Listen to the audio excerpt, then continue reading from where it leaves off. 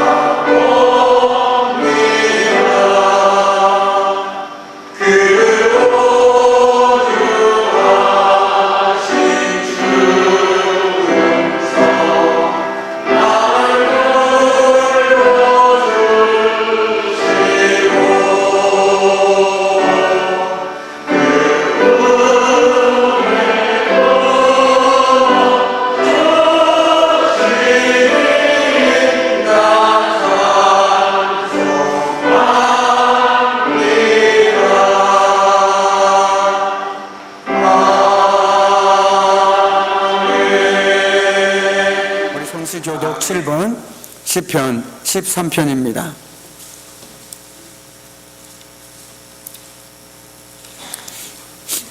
성시교독 7번 시편 13편입니다. 여호와여, 어느 때까지니까 나를 영원히 잊으시나이까?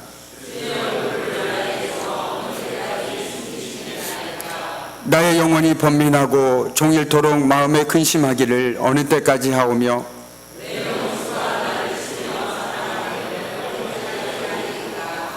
여호와 내 하나님이여, 나를 생각하사 응답하시고 나의 눈을 밝히소서. 두렵건대 나의 원수가 이르기를 내가 그를 이겼다 할까 하오며,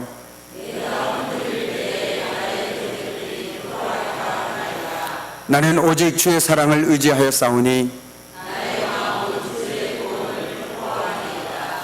내가 여호와를 찬송하리니 이는 주께서 내게 은덕을 베푸심이로다.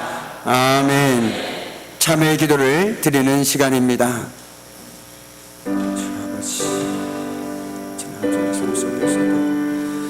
아버지 하나님, 부족한 주의 모습을 보게 주 말씀대로 살아가고자 하나님을 쓰시고 주님을 고백하고 정말 아버지 은혜로 살아가는 고백하면서도 주님을 택하고 살지 못한 연약함을 주님 시험에 우리 용서하여 주시옵소서.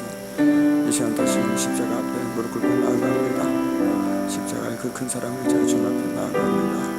주님 우리 모두 좀 용서해 주시고 이제 우리 고백하는 모든 죄들마다 날같이 씻어주셔서 이 시간 정리케 해주시고 주님 우리 시간 되게 하여 주시옵소서. 주여 아버지 은혜가 되어 주시옵소서. 주여 아버지 은혜가 되어 주시옵소서. 주여 주여 주시옵소서.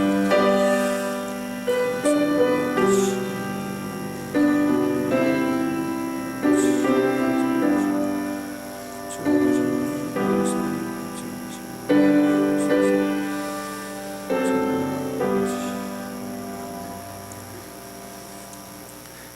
풍성하신 하나님 아버지, 저희들은 아무런 소망이 없었습니다.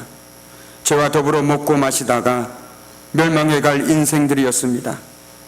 그러한 저희들을 하나님께서 예수님의 십자가 공로로 의롭다 인정하여 주시고 사망의 권세에서 구원하여 주셨습니다.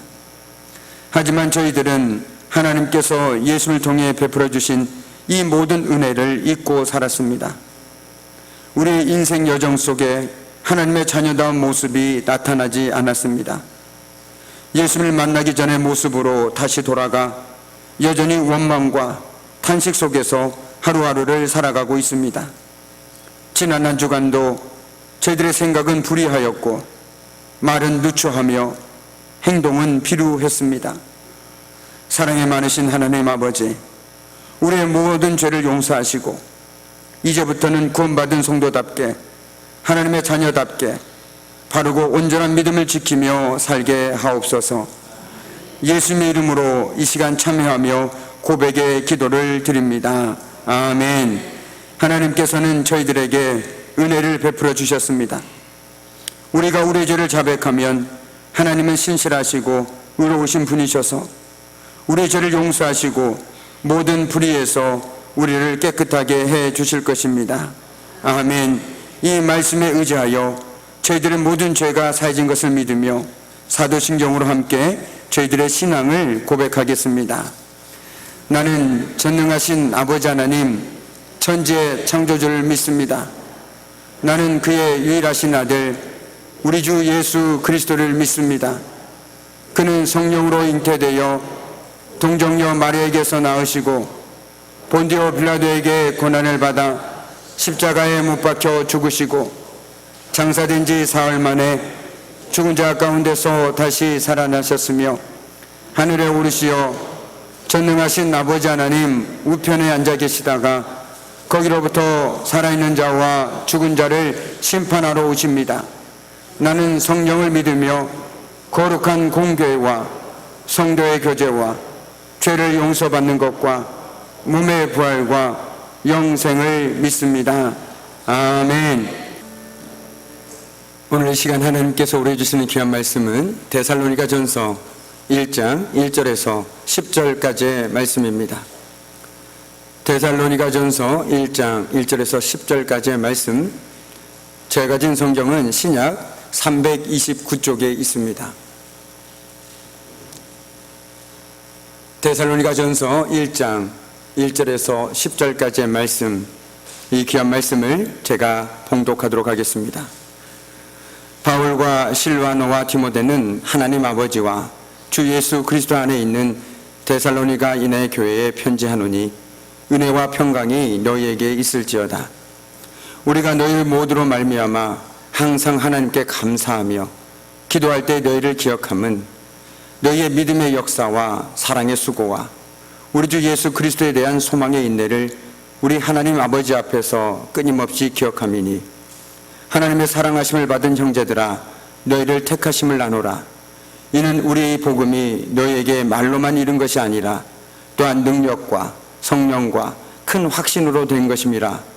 우리가 너희 가운데서 너희를 위하여 어떤 삶이 된 것은 너희가 아는 바와 같으니라.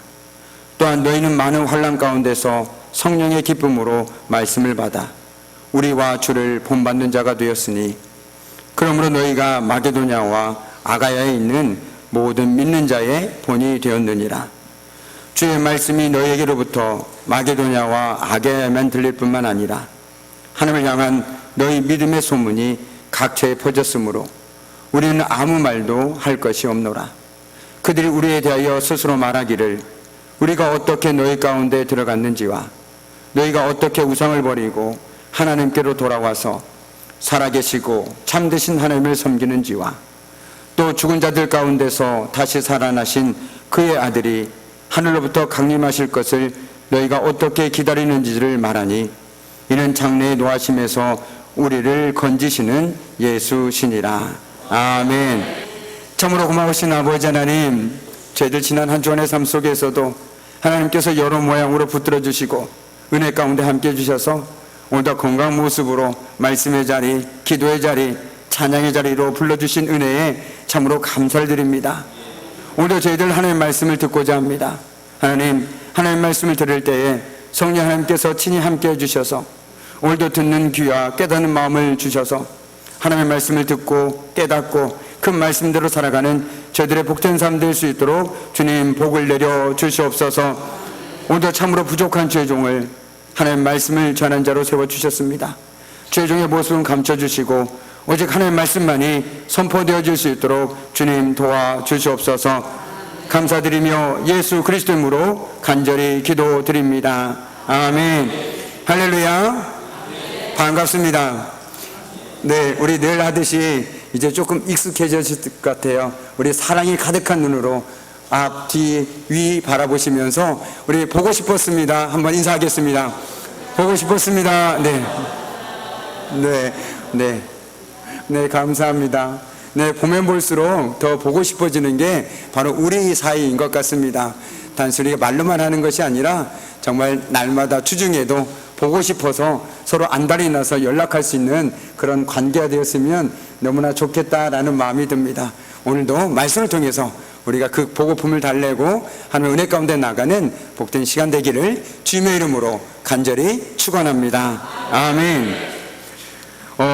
이만열 교수가 쓴 한국교회와 역사의식이라는 책에서 일부 발췌한 내용입니다. 우리는 세계 선교 역사상 유례없는 참으로 자랑스러운 기독교 역사가 있다.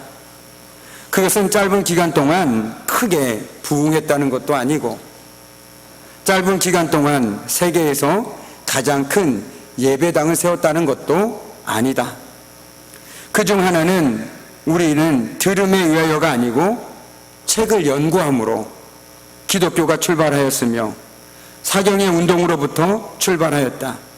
우리 믿음의 선배들은 사경회를 통해 성경 공부를 해 나갔다. 사경회란 성경 연구 또는 성경 조사학이란 뜻을 지닌 말이다. 1901년에는 여자 사경회가 평양에서 개최되었는데 그 당시 300리 약 120km나 떨어진 삭주와 창성 지방에서도 참석하는 등 수많은 전도자가 참석했다고 한다. 또 그 이듬해인 1902년에는 남자 사경회를 개최했다. 그들 중에는 300리 밖에서 온 자들도 있었지만 남쪽으로는 황주, 해주, 서울 그리고 더 멀리서는 목포와 무안에서 지방에서도 왔다고 한다. 이 글을 접하고 있노라니 우리 믿음의 선배들의 그 열정과 갈급함이 고스란히 전해진 듯합니다.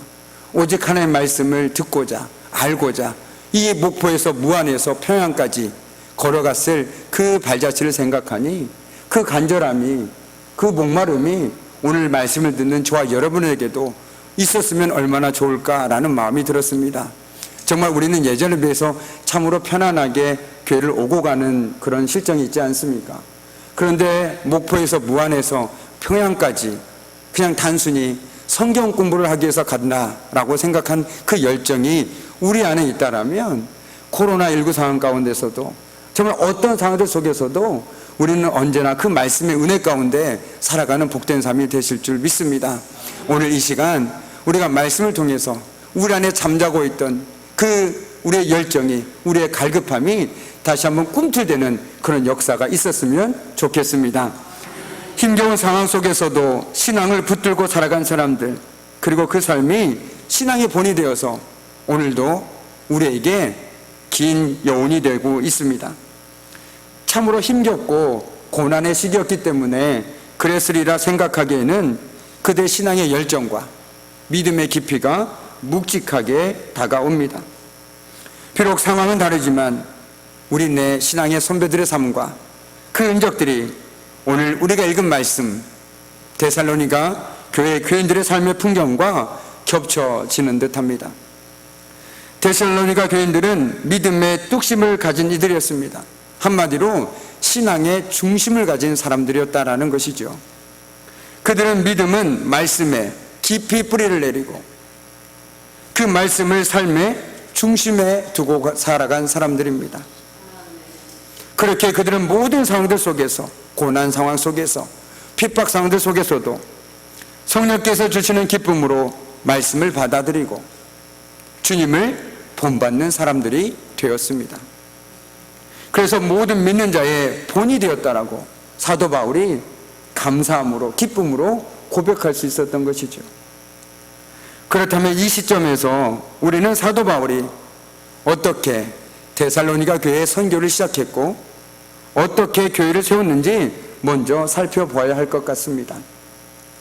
우리는 그 실마리를 사도행전 17장에서 찾을 수 있습니다. 바울은 2차 전도 여행 때 데살로니가 지역에서 3주 동안, 즉 3번의 안식일의 유대 회당에서 복음을 선포했습니다. 하나님의 말씀을 전했습니다.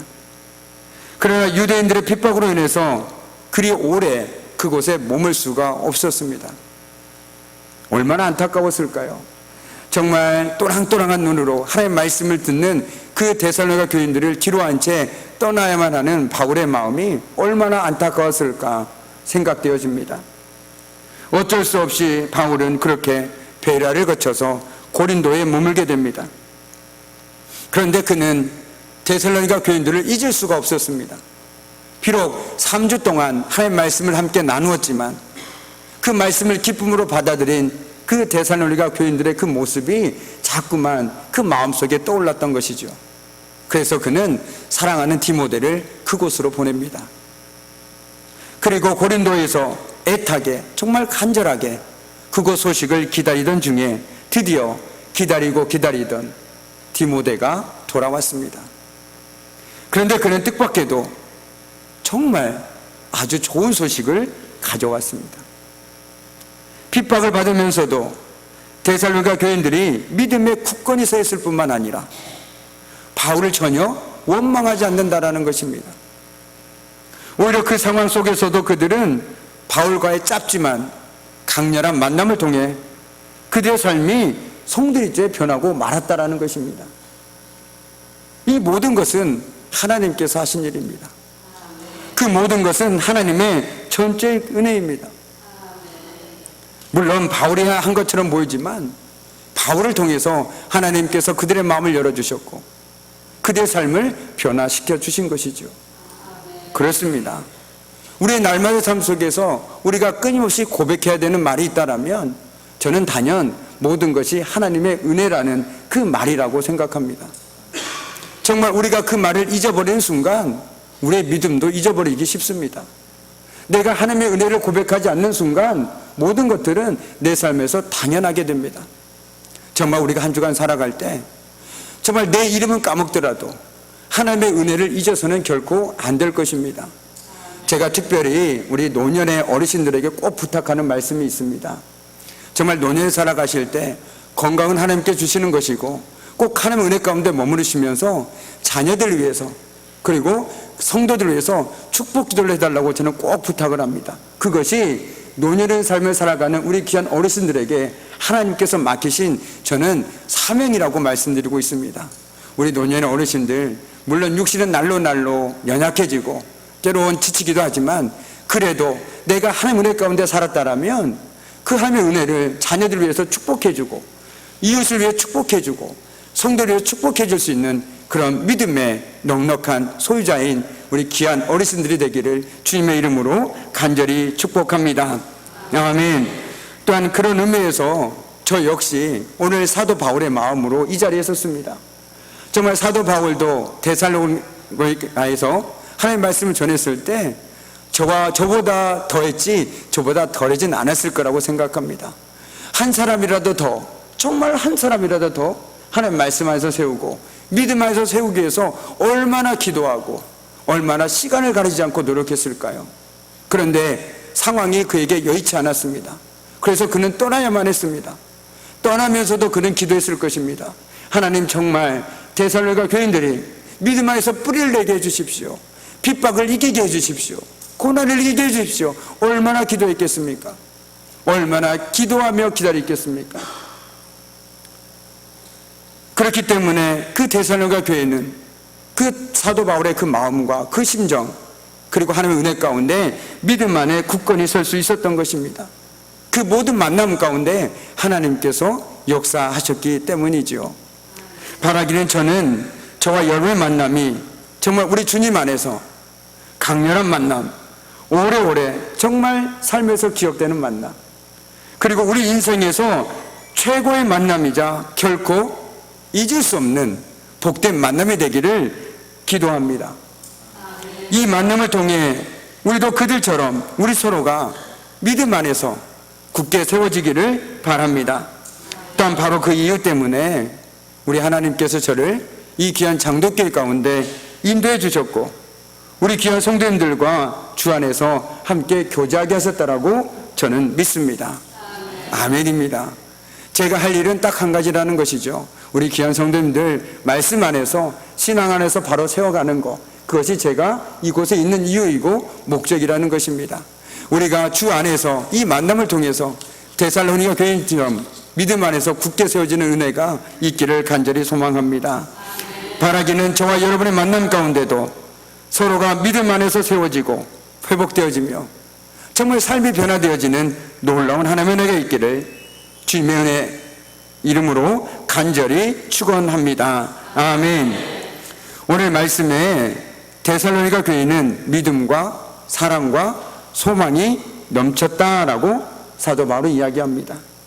그래서 그들을 칭찬하고 격려하며 그들의 믿음에서 더욱 굳건히 서서 그리스도인답게 살아가도록 하려고 이 편지를 쓴 것입니다. 이 편지를 쓸 때 사도 바울의 마음은 얼마나 뿌듯했을까요? 정말 그 꿀이 뚝뚝 떨어지는 것 같지 않습니까? 사랑의 마음이 느껴지지 않습니까? 나는 너희들이 너무 대견하다. 앞으로도 계속 지금처럼 믿음으로 사랑으로 소망을 가지고 살아가라 라고 정말 한자 한자 쓸 때마다 얼마나 기쁨이 넘쳤을까 정말 생각되어집니다. 하지만 그들은 아직 신앙이 어리기 때문에 예전의 삶의 영향을 받고 있었습니다. 하나님 말씀대로 살아가고자 하지만 주변의 상황들이 그들을 결코 코락코락 내버려두지 않았다라는 것이죠. 또한 데살로니가 지역은 역사적으로나 정치적으로 상당히 친로마적인 도시였습니다. 한마디로 로마의 우호적인 도시였습니다. 따라서 로마 제국의 숭배나 황제 숭배가 아주 왕성하고 경제적으로는 부유한 도시였습니다. 돈은 많고 우상도 넘치는 도시가 데살로니가 지역이었다라고 생각하시면 될 것 같습니다. 그리고 이곳에는 디오니소스 컬트와 같은 번영의 종교가 있었습니다. 이처럼 지극히 물질적인 번영과 풍요를 보장하는 종교가 지배적인 상황이 바로 데살로니가 교회였습니다. 데살로니가 같은 도시의 이런 종교적 특징은 당시 도시들의 성적 타락이 특히 심했다는 것을 또한 보여줍니다. 이러한 도시, 문제가 얽혀있는 도시 가운데 있는 교회에 보낸 편지라는 것을 기억하면서 우리는 오늘 편지를 함께 살펴보아야 할 것 같습니다. 그러나 이런 상황 속에서도 그들은 바울과의 만남을 통해서 이전 것을 버리고 삶이 송두리째 변화되었습니다. 그렇게 데살로니가 교회에는 믿음, 사랑, 소망이 넘쳤습니다. 오늘 3절은 말합니다. 너희의 믿음의 역사와 사랑의 수고와 우리 주 예수 그리스도에 대한 소망의 인내를 우리 하나님의 아버지 앞에서 끊임없이 기억함이니. 아멘. 그런 의미에서 본다면 믿음, 사랑, 소망은 늘 함께 가는 것 같습니다. 믿음이 있으면 사랑이 있고 믿음과 사랑이 있다면 소망이 있을 수밖에 없다는 것이죠. 오늘 말씀에 보면 특별히 데살로니가 교회에 믿음의 역사가 있었다라고 사도 바울은 이야기합니다. 즉 데살로니가 교인들이 믿음에서 비롯된 행동이 있었다라는 것이죠. 사실 우리가 어떤 사람에 대해서 말할 때 그 사람이 어떤 사람이야? 라고 물을 때 그가 어떤 일을 했느냐에 따라서 그 사람을 알 수 있습니다. 그러니까 그가 어떤 일을 했느냐는 너무너무 중요하다는 것이죠. 우리가 하나님이 어떤 분이신지 어떻게 알 수 있을까요? 그것은 바로 하나님께서 하신 일들 통해서 우리는 하나님이 어떤 분이신지 알 수 있습니다. 그래서 성경은 끊임없이 우리에게 하나님이 하신 일들을 보여주고 있는 이유이겠지요. 하나님이 이런 일들을 하셨다.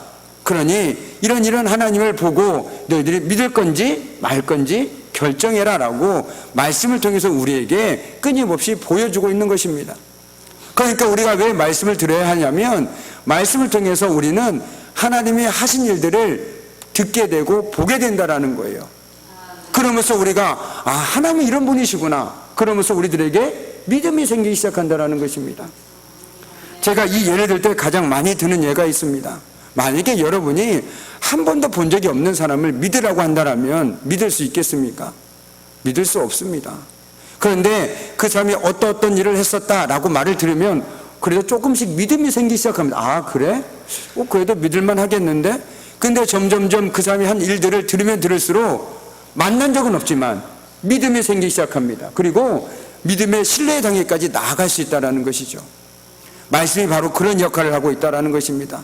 우리는 하나님을 직접 본 적이 없습니다. 만난 적이 없습니다. 그러나 말씀을 통해서 만나고 말씀을 통해서 하나님이 어떤 일들을 했었는지를 깨닫게 된다는 것이죠. 그럼으로써 정말 하나님은 믿을 만한 분이구나, 그 하나님이 내 삶 속에서 함께 하시니 내 삶도 바뀌겠구나, 이런 믿음으로 기도할 수 있는 것입니다.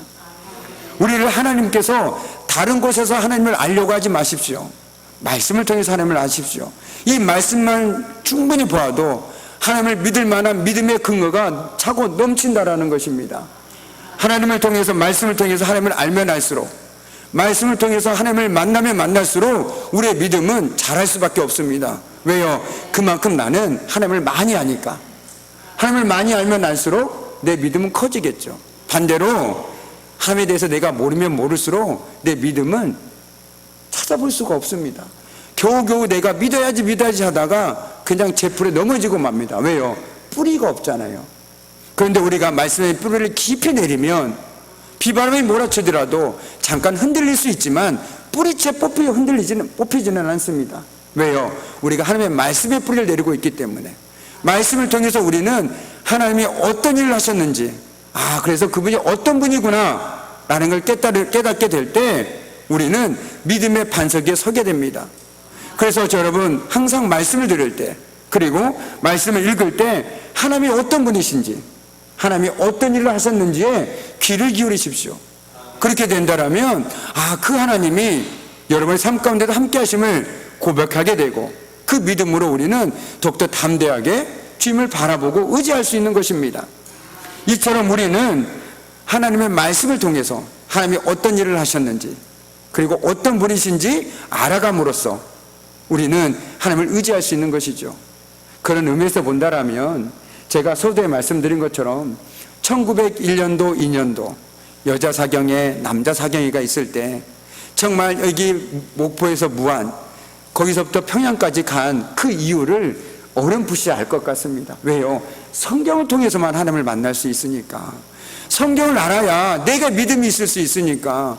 내가 아무리 믿음 주세요라고 할지라도 내가 말씀을 통해서 하나님을 만나지 못하면 내 믿음이 없으니까 내 벗짐을 지고 평양까지 간 것 아니겠습니까? 왜요? 말씀 안에 하나님이 계시기 때문입니다. 말씀 안에 우리의 믿음이 근거가 있기 때문에 그렇다라는 것입니다. 오늘도 우리가 말씀을 듣는 이유는 바로 그 이유라는 거예요. 말씀을 통해서 하나님을 만나십시오. 말씀을 통해서 하나님을 만나고 그분이 진짜 내 인생의 소망 되시구나라는 것들을 깨달을 수 있기를 주님의 이름으로 간절히 축원합니다. 아멘. 그리고 우리 마찬가지로 어떤 사람이 그가 한 행동들을 통해서 그 사람이 어떤 사람인지를 알 수 있습니다. 즉 그 사람의 행위가 그의 인격을 대변한다라는 거예요. 남의 것을 매일 뺏어가는 사람은 그냥 그 사람의 하는 행동 때문에 저 사람은 도둑이야 라고 말하는 것처럼 그 사람의 하는 행동으로 우리는 그 사람이 어떤 사람인지, 그 사람의 인격이 어떤지 알 수 있다라는 것이죠. 따라서 우리는 그리스도인의 인격과 됨됨이를 대변할 수 있는 일들을 해야 됩니다. 한마디로 그리스도인답게 살아야 된다라는 것이죠. 내가 아무리 저는 교회 다닙니다, 저는 하나님 믿습니다 라고 얘기하면서 세상 사람들과 똑같이 행동한다면 누가 그 사람을 보고 정말 진짜 저 사람은 그리스도인이다 라고 말할 수 있겠습니까? 아닙니다. 내가 아무리 말을 한다고 할지라도 내 행동이 그 행동을 뒷받침해 주지 못한다면 사람들은 나를 통해서 그리스도인이라고 얘기하지 않습니다. 오히려 가짜라는 말을 붙이겠죠. 가짜 그리스도인이라고 말하겠죠. 오늘 말씀 속에서 데살로니가 교인들을 보십시오. 그들은 진짜 그리스도인들이었습니다. 살아계시고 참되신 하나님을 믿음으로써 거짓되고 생명 없는 우상을 가차없이 버리고 믿음을 발휘하였습니다. 지금까지 익숙해졌던 것들을 다 그냥 버려버렸습니다. 왜요? 오직 하나님만이 참되신 분이시기 때문에, 오직 하나님만이 살아계신 분이시기 때문에 다른 것에 마음을 들 필요가 없었다는 거예요. 그래서 쓸모없으니까 버렸다라는 것입니다. 저와 여러분도 이 고백이 있어야 됩니다. 오직 하나님만이 살아계시고 참되신 분이십니다. 그것을 믿는다라면 다른 것들 계속 손에 잡고 살지 마십시오. 하나님 한쪽 잡고 다른 거 한쪽 잡고 이렇게 살아가지 말라는 것입니다. 정말 하나님이 살아계시고 참되신 분이라면 이쪽 건 쓸모가 없는 것입니다. 하나님 한 분이면 충분합니다. 그렇지 않습니까?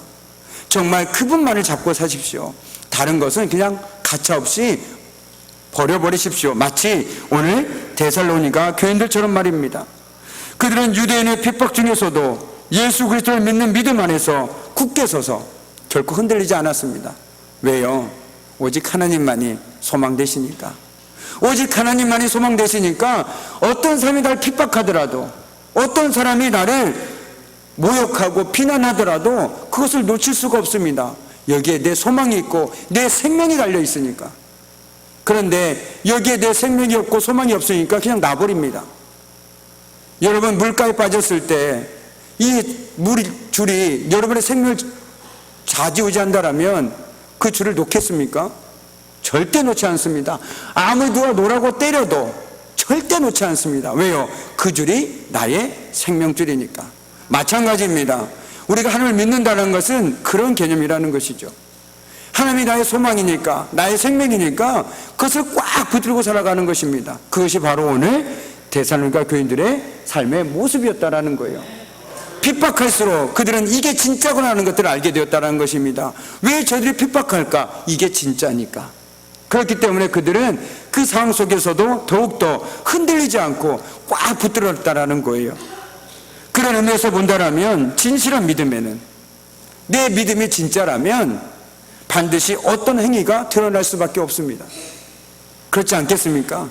가짜는 아무리 진짜처럼 흉내를 내더라도 가짜입니다.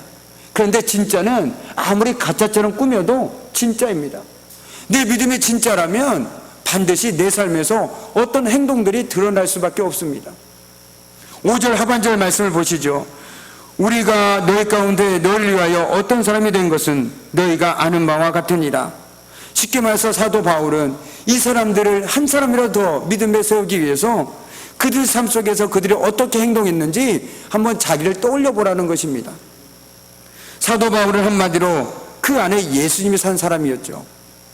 그는 죽고 예수로 산 사람이었습니다. 그렇기 때문에 모든 사람들 속에서, 어떤 상황들 속에서도 주님만을 붙들고 살아간 사람이었습니다. 그러니까 지금 얘기하는 건 뭐냐면 데살로니가 교인들에게 나를 봐라. 내가 어떻게 너희들의 삶 속에서 말씀을 전했고 또 내가 어떻게 살았는지 나를 한번 봐봐라. 그리고 나를 본받으라라고 당당하게 얘기할 수 있었던 것입니다. 바울은 복음을 전할 때, 말씀을 전할 때 그냥 입술로만 가르치지 않았습니다. 오히려 자신의 삶으로 친히 보여주었습니다.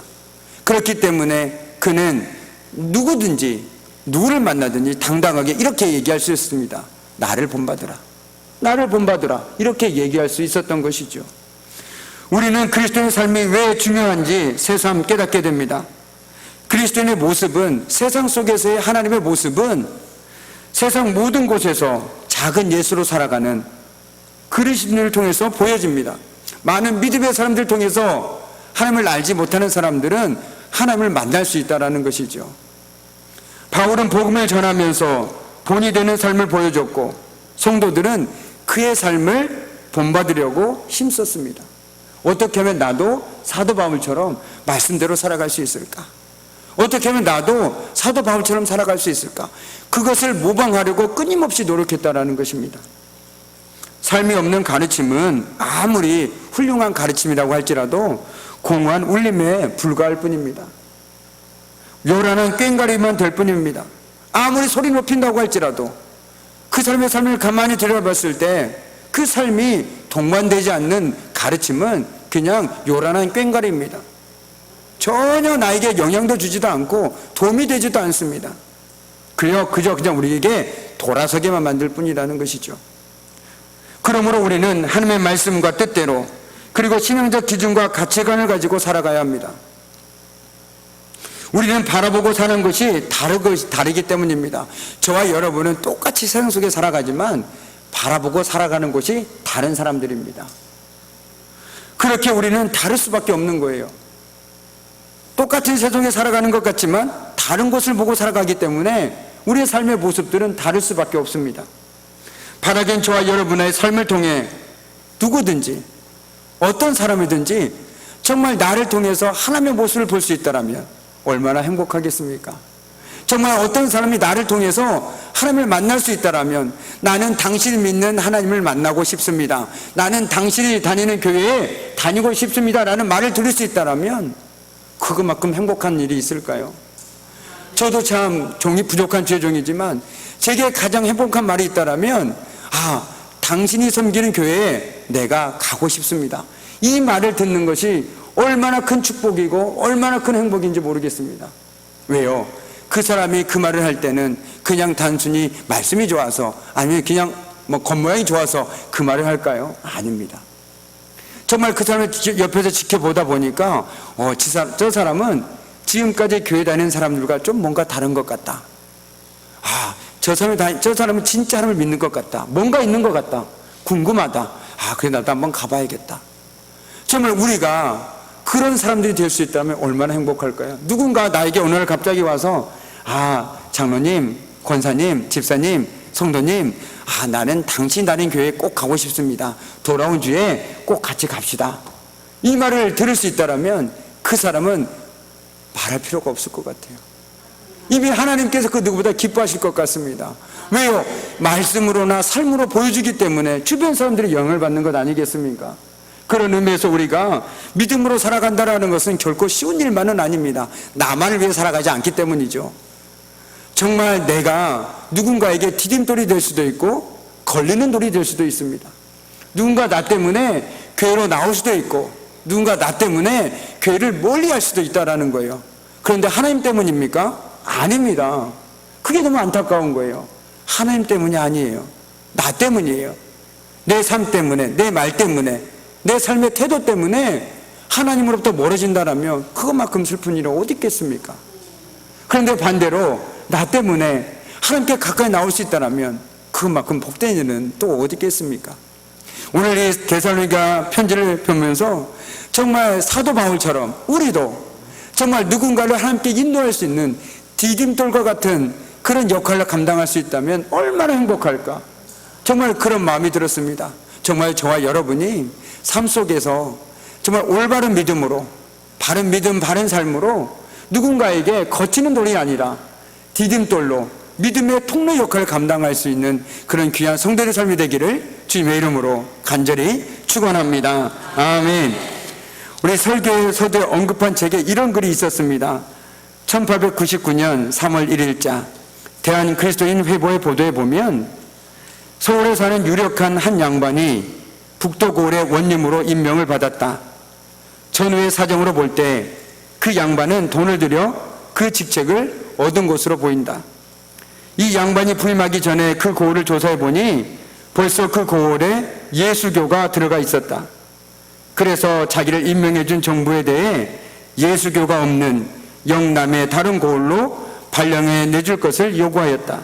이것은 당시에 횡성신문에도 보도되었으니 사실임에 틀림없다. 그리고 이렇게 적혀 있었습니다. 그 사람은 왜 야소교가 있는 곳에 갈 수 없다고 말했나 라고 말이죠. 오늘 말씀에도 바울은 데살로니가 교인들에게 본이 되는 삶을 살기에 노력했습니다. 그 결과 데살로니가 교인들 또한 마게도냐와 아게네에 있는 많은 그리스도인들에게 본이 되는 모습을 통해 많은 사람들의 믿음의 소문이 각처에 퍼졌다라고 오늘 성경은 말씀하고 있습니다. 그런데 우리는 여기서 묻게 됩니다. 우리는 과연 그리스도인이라고 불리기에 합당한 삶을 살고 있는 것일까? 나는 정말 진짜 그리스도인인가? 안타까운 현실이지만 우리는 네, 그렇습니다 라고 자신 있게 말하기가 참으로 부끄러운 것도 사실입니다. 성도들은 모두 자신을 그리스도인이라 부르지만 그 중에 많은 이들이 본받는 대상을 우리 주님이 아닌 다른 무엇에 두고 있습니다. 그 삶을 들여다보면 그리스도를 쫓는 삶이 아니라 분주하게 세상을 쫓는 삶을 살고 있습니다. 하나님의 약속을 붙들고 살아가는 것이 아니라 세상의 약속을 꽉 붙들고 살아가고 있는 것이죠. 그래서는 결코 안 됩니다. 저와 여러분은 하늘을 바라보며 살아가는 사람들입니다. 이는 하나님이 우리의 삶을 주관하심을 고백하며 살아간다는 것입니다. 우리가 시선을 땅 아래 두고 살아갈 때, 고개를 쳐박고 땅만 보고 살아갈 때 우리는 세상의 거짓 유혹에 현혹될 수밖에 없습니다. 그러나 위를 바라보는 눈을 가지고 살아갈 때, 늘 하나님 앞에서 살아갈 때 우리는 진정 우리 삶의 주인이 누구인지, 그리고 어떻게 살아야 하는지 깨닫게 됩니다. 오늘 데살로니가 교인들은 바로 위를 바라보는 눈을 가지고 살아간 사람들이었습니다. 하나님과 그들의 삶은 그렇게 맞닿아 있었습니다.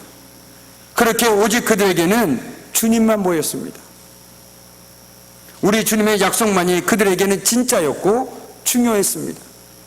그렇습니다. 그들의 믿음, 사랑, 소망은 바로 여기에서부터 시작됩니다. 바라기는 우리도 위를 바라보는 눈을 가지고 살아감으로써 우리 주님만을 바라보고 그분의 약속에만 반응하며 살기를 주님의 이름으로 간절히 축원합니다. 아멘. 기도하겠습니다. 참으로 고마우신 아버지 하나님, 오늘도 우리는 말씀을 통해서 하나님의 행하신 일들을 봅니다. 그리고 듣습니다. 주여, 모든 상황 속에서 성령께서 주시는 기쁨으로 말씀을 받아들이고 주님을 본받는 사람들이 되게 하옵소서. 예수님의 이름으로 기도드립니다. 아멘. 이 시간 우리 특성으로 하나님께 영광 돌리면서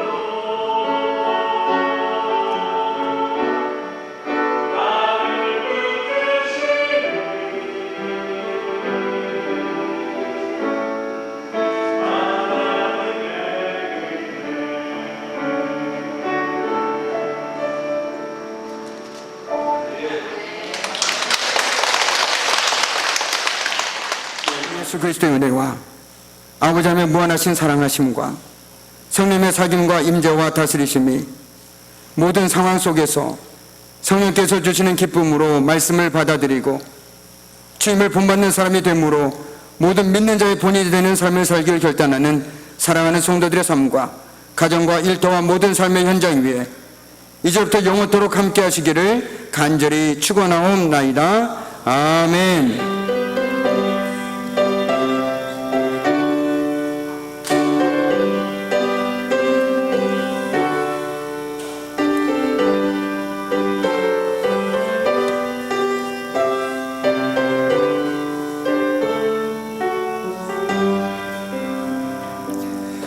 네, 우리 함께 인사 나누겠습니다.